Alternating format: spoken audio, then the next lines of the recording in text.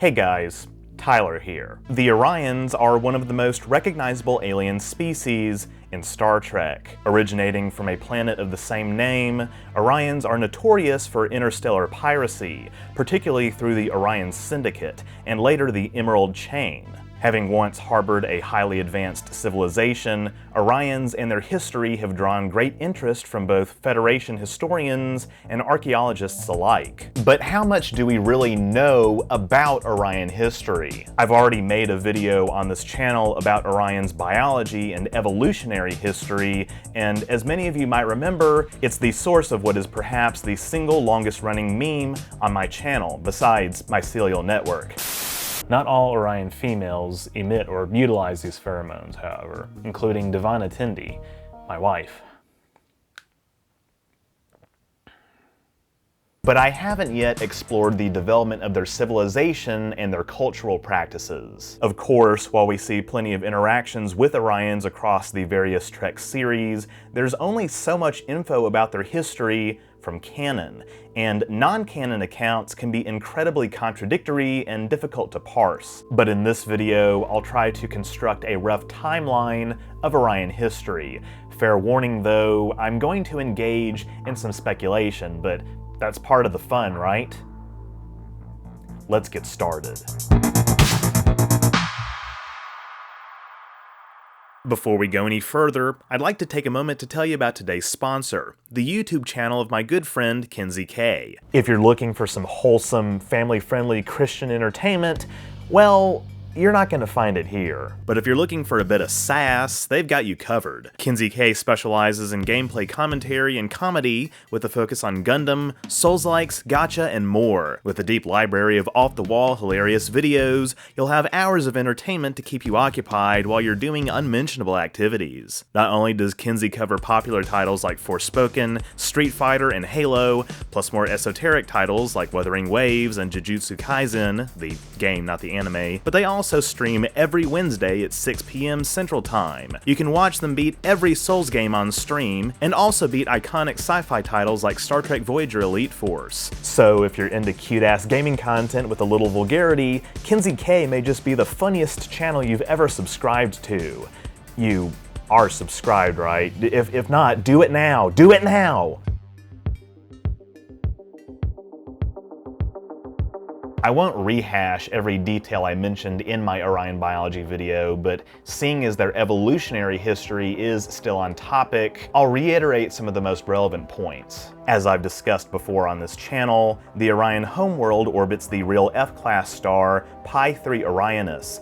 Given that Pi 3 Orionis is only 1.4 billion years old, it's possible that the Orions might have evolved on another planet, with Orion merely being their current homeworld. This is because it took humans 4.5 billion years to evolve on Earth, as our planet underwent many climatic changes early in its geologic history that made it unsuitable for aerobic or oxygen-breathing life. Of course, Orion could have had a more stable atmosphere early on, much like Mars and Venus are believed to have had billions of years ago. Either way, this very tidbit, the idea that Orions are from somewhere other than Orion, is vaguely hinted at in old non-canon reference modules like Fass's Orions, the Book of Common Knowledge, and the Book of Deep Knowledge. Extensively throughout these accounts, it's suggested that the Orions and their ancestral homeworld are actually in the Rigel system, and in fact they may have been planted there by other ancient aliens. I've made a video about the Rigel system in Star Trek where I break down its history in canon and non-canon, including the existence of a race called the Masters, who possibly engaged in star-lifting, terraforming, and seeding of intelligent life throughout the Rigel system. But suffice it to say, the association between the Orions and Rigel is antiquated and has no bearing on the modern Trek continuity. In any event, it's difficult to say for sure what their true origin point is, but we know for sure that their current homeworld, at least, orbits Pi 3 Orionis. Throughout this video, I'll continue to reference the FASA chronology occasionally, but I'll be sure to point out when I do so to avoid confusion. One thing that can be agreed upon, regardless of the source, is that in-universe, Orion historical records are a very valuable resource. Just how deep such archives go, however, is debatable. It's very likely, in my view, that many Orion records have been outright destroyed over the centuries, and much of their history has devolved into myth and legend. There are lots of parallels to real-life history that can be drawn here, not just in regards to lost information about ancient civilizations, but also the contemporary destruction of historical sites by militant groups in war-torn parts of the world. Even more recent accounts probably represent the views of powerful families and businesses, since we know from canon that Orion society is more or less dominated by the Syndicate. This even includes Divana Tendi's family, as in the late 24th century, the Tendis are the 5th wealthiest family in the Syndicate overall. That is, until their wealth is confiscated in Season 5, but that's neither here nor there. The FASA module, the Book of Deep Knowledge, while again full of information that's since been contradicted, also suggests that there are multiple subspecies of Orion. Indeed, the blue-skinned Orions from the animated series episode The Pirates of Orion also show back up again in the Lower Decks Season 5 episode Dos Cerritos, where they are confirmed to be a patriarchal subset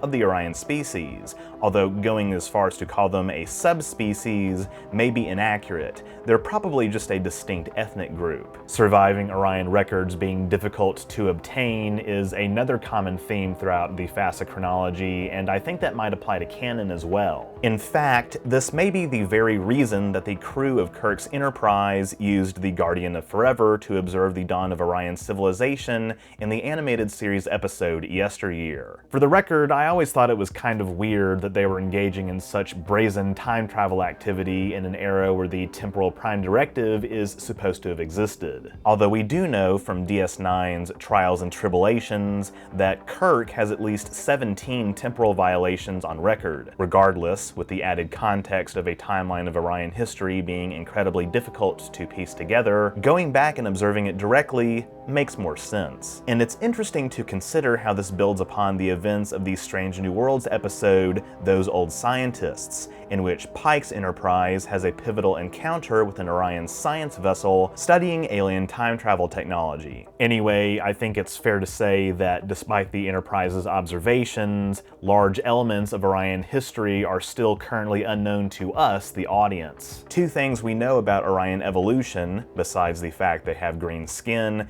is that on Orion, there is no sand and there are no dogs. Right now, you might be wondering, what the hell is he talking about? But no, seriously, these two facts about Orion have stuck with me ever since they were stated by Tendi in Lower Decks, because they have implications about Orion anthropology and technological development. Let's take sand first. I don't like sand. It's coarse and rough and irritating, and it gets everywhere. Something that a lot of people might not think about or realize is that technically on Earth, sand is a non-renewable resource. Each year, 50 billion tons of beach and fossil sand are used for construction and making concrete, although plentiful desert sand is not suitable for concrete. That said, if there's no sand on Orion, only sharp pebbles, that probably tells us that there aren't any deserts in the way we'd know them on Orion. The few looks we get of the planet Orion in canon from Lower Decks depict a verdant world with presumably a warm global climate. On Earth, the most common constituent of sand in inland continental areas and non-tropical coastal areas is silica, or silicon dioxide, usually in the form of the crystalline mineral quartz. Because of its chemical inertness and considerable hardiness, quartz is very resistant to weathering. In tropical and subtropical settings, bright white sands form from eroded limestone and often contain coral and shell fragments, as well as other organic matter. Some sand rich in magnetite, which appears dark in color, is derived from volcanic activity, which is widely considered to be a major driver of natural selection itself. Meaning igneous rocks like basalt and obsidian, which make up 90% of volcanic rocks on Earth, may be present on Orion but not considered sand in the traditional sense. Further, many sands in areas like southern Europe have iron impurities that give them a different color too. So perhaps silicate rocks on Orion are mixed with other chemicals that prevent them from appearing like Earth sand does. The chemical composition of Orion's crust may be different from Earth's, and in fact we know that Mars's crust is twice as rich in iron as Earth's, bolstering the idea that other rocky planets could have more iron impurities that affect the appearance of silicate rocks. The size of sand grains is also determined by the amount of weathering and erosion that happens to sediments over time, usually from granite, a byproduct of magma, containing the silicate mineral feldspar, which makes up 60% of the Earth's crust. Feldspar dissolves faster than quartz, causing rocks to break apart into small pieces. Sand dunes are also a consequence of dry equatorial conditions with no water or vegetation, whereas the amount of moisture in Orion's atmosphere may mean that dry conditions are just never present on its surface long enough for sand dunes to form. Further, 70% of the Sahara Desert is made up of bare rock, the reason desert sand is unusable for construction, though it's typically rounded, not sharp. The closest thing I can think of to what Tindy is talking about is grus, or gruss. I don't really give a shit how it's pronounced. Or recently weathered quartz sand with angular crystals, which is still suitable for use in concrete and potting soil. Also called sharp sand in the construction industry, it's closer to gravel than play sand. So that may be the best equivalent, especially since gravel is a byproduct of weathering bedrock. Did I just spend several minutes talking about sand in an Orion history video?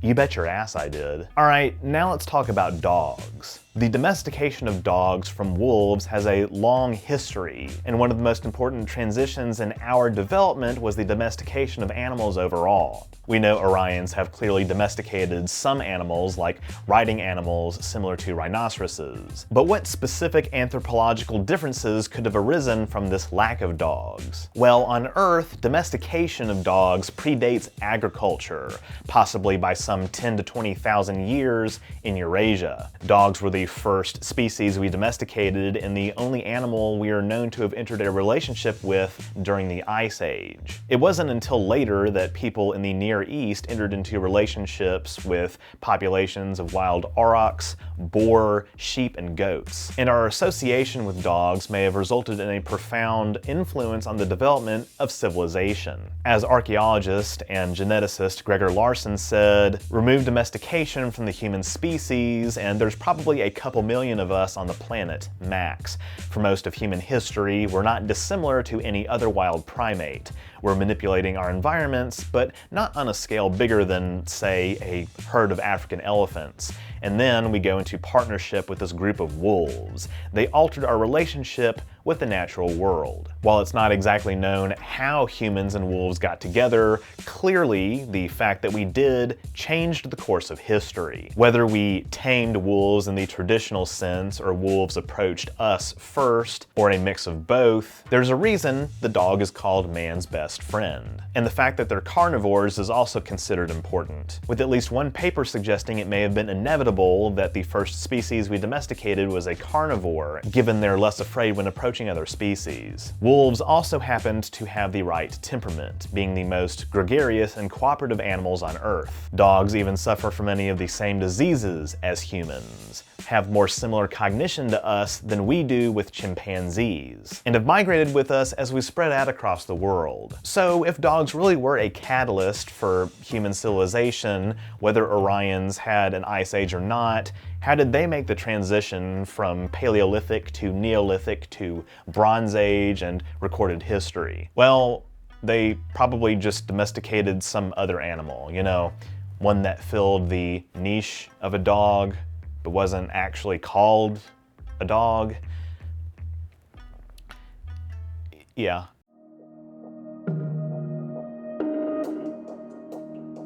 Moving on, I think that this is a good place to pivot again to discussing Orion's slavery and piracy. The FASA chronologies extensively discuss how the Orions as a people were enslaved by other alien races, although it's hard to speak to such an aspect of their history in canon. But despite all the equivocation I've done thus far with the sand and the dogs and shit, one thing that we can say with confidence is that slavery and piracy have probably been integral for a long time. Indeed, while not canon, the novelization of yesteryear suggests that slavery was present in Orion society from a very early stage, as evidenced by the crew's escapade in their past. And as far as piracy, FASA also suggests it originated as part of Orion's attempts to obtain technology from other races to build warp drives and travel to other star systems. This is vaguely similar to how the Ferengi are said to have purchased warp drive rather than developing it themselves,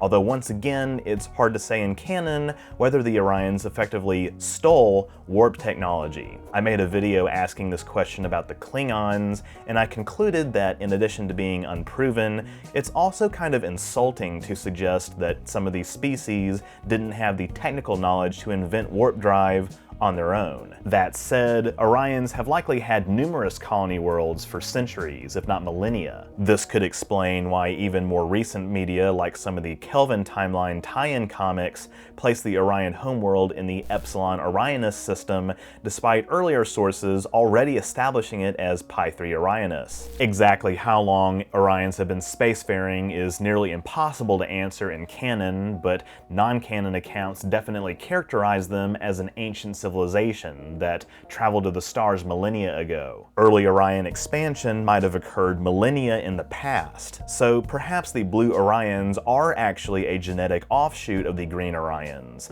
like how the Romulans are offshoots of the Vulcans. Hard to say what is and isn't true with a fictional alien species. Shades of Green also confirms that centuries ago, the Orions used solar sail ships like the ancient Majorans. For what it's worth, Enterprise confirms the Orions had been trading with Corridon for several centuries before 2155, meaning they definitely have had warp drive for way longer than humans. But either way, at some point, it's understood that they had a great civilization that has since fallen by the wayside, perhaps similarly to the fall of the Roman Empire on Earth. There I go again, you know what they say, guys think about the Roman Empire at least once a day. As a matter of fact, the Orion Empire, if you want to call it that, probably had several iterations that rose and fell over a long time span. They developed technologies that archaeologists would later find useful for revolutionizing medicine, for instance, as stated by Roger Corby in the original series episode,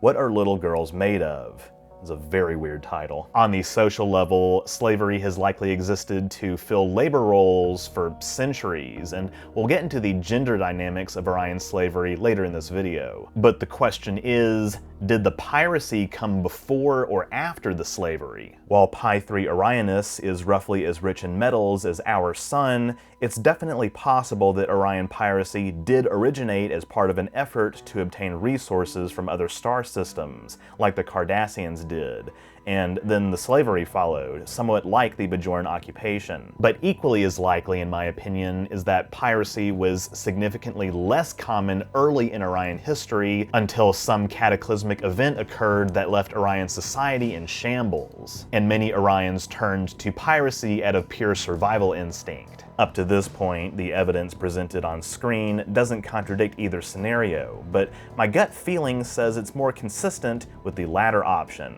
FASA does factor in a fall of Orion civilization that's consistent with statements made in canon, where large networks of Orion colonies suffered rebellions and loss of social cohesion and centralized authority. Such a fate must have befallen the Orion people for the Syndicate to have arisen and permeated so thoroughly throughout what remained of Orion society, to the point where they seem like the de facto government of Orion by the 24th century. This is where many Orion records would have been destroyed, and new ones would have been written in a sort of post-truth era like the one many academics are warning about in the midst of our current volatile political climate. It's likely that the Orions entered a dark age and eventually came out the other side a changed people. They may have had a vast empire at one point like Sargon's race from the original series episode Return to Tomorrow, but in the modern era, Orions control a significantly smaller area of space than most other neighboring powers in the Alpha and Beta quadrants. They'd have to reinvent certain technologies from scratch, perhaps copying and forging starship designs of other species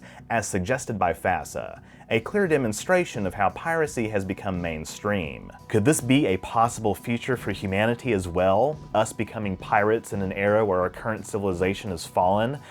Kind of like Mad Max in space? Is Orion Society just Firefly? You tell me. They're not pirates in Firefly, shut up. Other non-canon sources like Decipher and Last Unicorn role-playing modules detail various interactions over the centuries between Orions and other species like the De Bruyn, Tholians, and more. In the 22nd century, the Vulcans are at least aware of the Orion's existence, and Tellarites are seen participating in the Orion slave market. The Tellarites do, however, push for an embargo against the Orions during the formation of the Coalition of Planets, claiming several of their freighters have been attacked by the Orions. Given their long history of trade, the Caridonites consider these claims to be dubious, although 100 years later, as seen in the TOS episode Journey to Babel, Orion smugglers actively raid dilithium from Corydon. The Babel Conference over Corydon's admission to the Federation jeopardizes future Orion raids, as Corydon would become subject to Federation law. Despite an outward disposition of neutrality, Orions circumvent this neutrality by attacking the USS Enterprise in the form of a stealth agent surgically altered to appear Andorian. Luckily, the spy's cover is blown, and the Federation avoids interplanetary war, a war that would have benefited the Orions as they could supply dilithium to both sides. Orion's neutrality slips even further later in the 23rd century when they engage in armed border conflicts with the Klingons, although they do have an embassy on Kronos as seen in Discovery. And of course, some Orions do join Starfleet, such as Gala in the Kelvin Timeline movies and later Devana Tendi in the 24th century of the Prime Universe. By the 24th century, the Syndicate has eyes and ears on a large number of worlds, as it probably has for hundreds of years already. But while the Orion's relations with other species in the 22nd, 23rd, and 24th centuries can be observed from watching the shows, I want to hone in a little more on their practice of slavery before I end this video. Famously, Orions are one of the first alien species to be featured in all of Star Trek, dating back to the iconic appearance of the Orion slave girl in the original TOS pilot The Cage.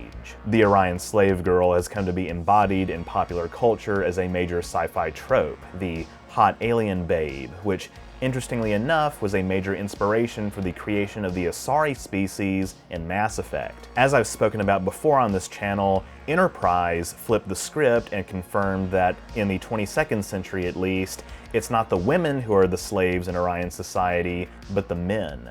Women would often pose as slaves and let themselves be sold in order to entice males of other species with their powerful pheromones, as seen in the episode Bound. By the 24th century, the Orions are a somewhat more fleshed out matriarchal culture, as seen in Lower Decks, and we also find out that only a fraction of Orion women even possesses pheromones in the first place. While the consensus is that there are no unambiguously matriarchal human societies on Earth, there are some other animal species where females exhibit more dominant behavior, like spotted hyenas, elephants, lemurs, and bonobos. This can be true even if the males are larger and physically stronger, like in bison. But one question I've had for a while is, were women ever slaves in Orion history? Did the men rise up in the 23rd century and enslave the women, only for the women to rise up again, but this time forge a society with de jure equal rights? Were men and women slaves in ancient times, or was it one or the other? I can't answer any of these questions, although I do invite speculation in the comments, because honestly, this topic is a lot more fascinating than it might seem at first. And it opens up a broader discussion about the gender relations of other Star Trek aliens as a reflection of gender relations on Earth in the present.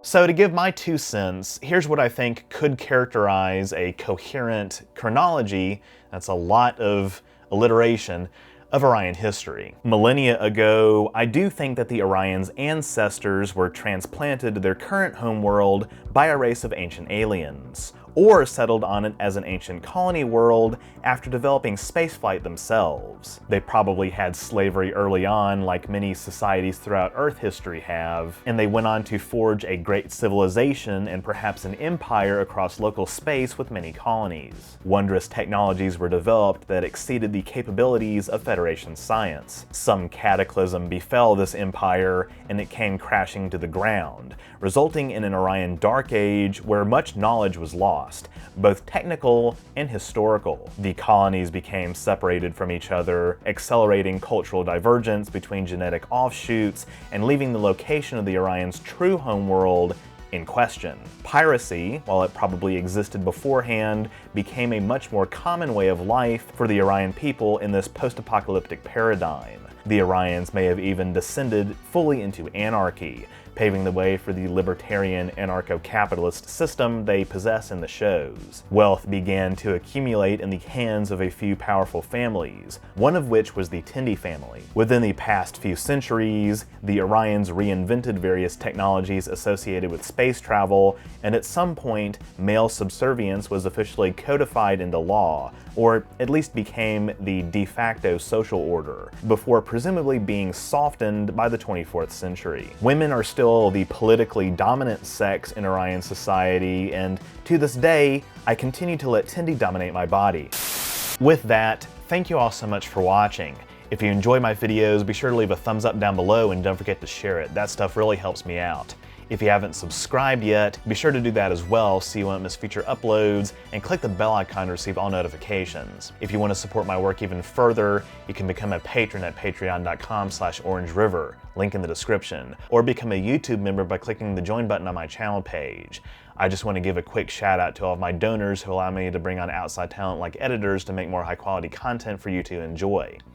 By becoming a patron or member, you also get access to awesome perks like behind-the-scenes photos and videos, patron and member-only polls, name in the credits, merch discounts, and more. Or you can drop a one-time super thanks or PayPal donation. All are appreciated. Links to my PayPal as well as my social media and merch store are in the description too. Also, just as a reminder, I do have a second channel, OrangeRiver Plus, where I've uploaded the VODs of lots of my gaming streams, with more on the way. And in addition to some other goofy one-offs and extra behind-the-scenes content, I've officially made it my second streaming platform, so be sure to subscribe so you don't miss any new content. That's all I have for this week. Live long and prosper. Do you like merchandise? If so, head on over to the new and improved OrangeRiver merch store. That's right, OrangeRiver is now officially on Spreadshop. I've got a bunch of awesome new designs, including All the Way Down, All the Way, Vape God, Tally, aka Best Girl, it was totally worth it. and what is perhaps my greatest design yet, I love being married to my husband. Plus, I've got some of my classic designs like OrangeRiver Arrowhead, N7, Metroid, Mycelial Network, The mycelial network is like Mycelial Network, and more. And there are even some new products like OrangeRiver hats. That's right, OrangeRiver hats now exist. Visit the link in the description to get discounts and other special deals on items from my store.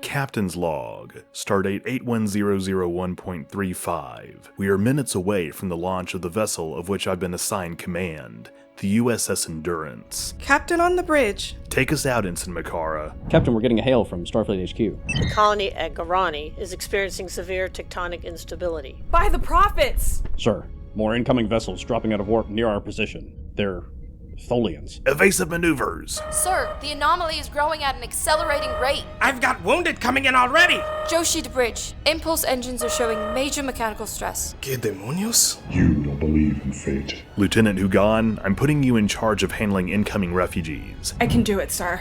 My people slew our gods centuries ago. Let's hope hers are with us today.